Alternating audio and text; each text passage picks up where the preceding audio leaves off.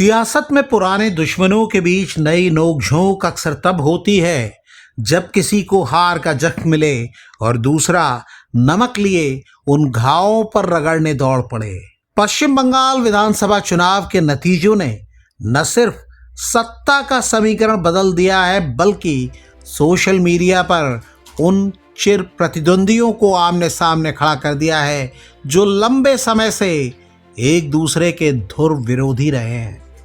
BJP सांसद निशिकांत दुबे और TMC की तेज तर्रार नेता महुआ मोइत्रा के बीच जुबानी जंग इस बार साड़ी और सरहद पार तक पहुंच गई है। पश्चिम बंगाल चुनाव के नतीजों ने कई लोगों को हैरान किया है। वजह यह है कि बीजेपी ने अपने दावे के मुताबिक चुनाव में ऐतिहासिक प्रदर्शन किया है। बीजेपी ने 294 में से 207 सीटों को जीतकर बहुत बड़ा बहुमत हासिल किया है। भगवा पार्टी ने ममता बनर्जी के 15 साल पुराने किले को ढा दिया है। दूसरी ओर टीएमसी महज 80 सीटों पर सिमट गई। मुख्यमंत्री ममता बनर्जी भवानीपुर में अपनी सीट तक नहीं बचा पाई। कभी दीदी के सहयोगी रहे शुभेंदु अधिकारी ने लगातार दूसरी बार उन्हें शिकस्त दी। हालांकि ममता बनर्जी ने इन नतीजों को जनादेश की चोरी बताया है और चुनाव आयोग पर धांधली के गंभीर आरोप लगाए हैं। उधर बड़ी जीत के बाद बीजेपी उत्साहित है। बीजेपी नेताओं के तमाम बयानों के बीच सांसद निशिकांत दुबे के एक ट्वीट की भी खूब चर्चा हो रही है। बीजेपी सांसद निशिकांत दुबे ने टीएमसी सांसद महुआ मोइत्रा को भाभी कहकर संबोधित किया है। निशिकांत ने महुआ मोइत्रा के लिए एक ऐसी विश की है जिसे लेकर सोशल मीडिया पर खूब चर्चा हो रही है। दरअसल निशिकांत दुबे ने महुआ मोइत्रा के एक पुराने ट्वीट पर अपने अंदाज में जवाब दिया है। कई लोगों की राय है कि निशिकांत दुबे मानो चुनाव नतीजों का इंतजार कर रहे थे। निशिकांत दुबे ने लिखा है, पिनाकी मिश्रा जी मेरे पुराने दोस्त हैं, इसीलिए महुआ मोइत्रा जी अब मेरी भाभी हैं। बंगाल में टीएमसी की हार के बाद मैंने बांग्लादेश के नवनियुक्त राजदूत दिनेश त्रिवेदी जी से आग्रह किया है कि महुआ भाभी के लिए ढाका में जमदानी साड़ी का शोरूम या साड़ी का बुनकर केंद्र खुलवा दें। अब किसी को पूछने की जरूरत नहीं पड़ेगी, सीधे महुआ जी की दुकान से साड़ी मिलेगी। निशिकांत दुबे ने एक्स पर अपनी इस पोस्ट के साथ महुआ मोइत्रा की 1 मई को की गई पोस्ट का स्क्रीनशॉट भी लगाया है।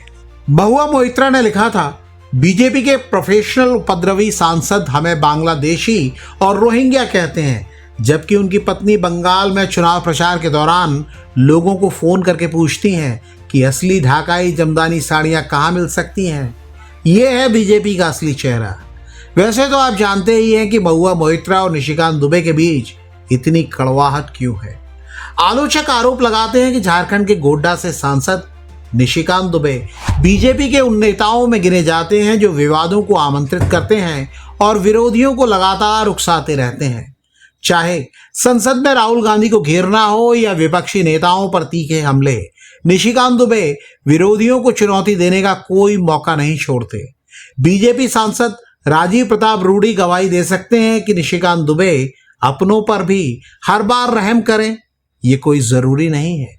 ये दावा किया जाता है कि पश्चिम बंगाल चुनाव के दौरान वो जमीन पर ज्यादा सक्रिय रहने के बजाय पर्दे के पीछे रणनीतियां बनाने में जुटे थे, लेकिन नतीजों के बाद अपने एक ट्वीट से वो फिर से नेशनल हेडलाइंस में आ गए हैं। महुआ मोइत्रा टीएमसी के सबसे चर्चित सांसदों में हैं। वो इन्वेस्टमेंट बैंकर थी और लंदन की नौकरी छोड़कर राजनीति में आई। महुआ अपनी अंग्रेजी आक्रामक तेवरों और संसद में बीजेपी के टॉप नेताओं पर सीधे हमलों के लिए जानी जाती हैं।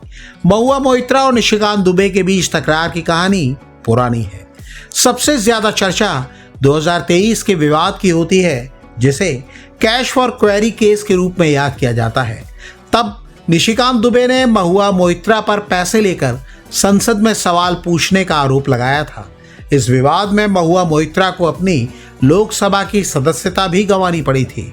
महुआ मोइत्रा भी निशिकांत दुबे पर कई आरोप लगाती रही हैं। वो उनकी डिग्री पर भी सवाल उठाती रही हैं।